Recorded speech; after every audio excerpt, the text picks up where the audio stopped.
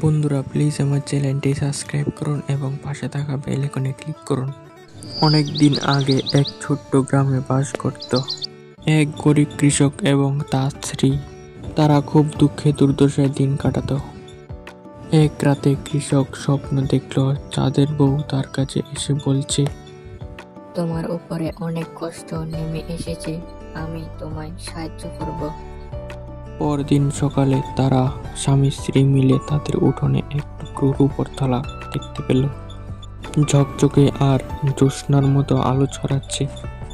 চাঁদের আলো পড়লে সেই থালায় সোনা হয়ে যেত। কৃষক ও তার সেই থালাটিকে দেখে খুশি হয়ে গেল, আর প্রয়োজন হলে তারা থালাটিকে ব্যবহার করত। কিন্তু গ্রামের এক লোভী ব্যবসায়ী সেটা দেখে ফেলল এবং সে রাতের বেলায় থালাটি চুরি করল। কিন্তু চাঁদের বউ রেগে গিয়ে সেই ব্যবসায়ীর ঘরকে অন্ধকার করে দিল, আর থালাটি আবার কৃষকের কাছে ফিরে এলো।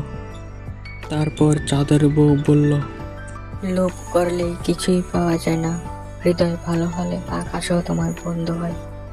তারপর কৃষক ও তার স্ত্রী বাকি জীবন সুখে শান্তিতে কাটাতে লাগলো। এই গল্প থেকে আমরা বুঝতে পারি যে সততা আর ভালো মন সব সময় জয় হয়। এই গল্প শিশুদেরকে শিক্ষা দেয় লোভের পরিণতি আর সৎ জীবনের গুরুত্ব। এরকম মজার মজার গল্প পেতে এখনই আমাদের চ্যানেলটি সাবস্ক্রাইব করে লাইক শেয়ার কমেন্ট করে আমাদের পাশে থাকুন। ধন্যবাদ।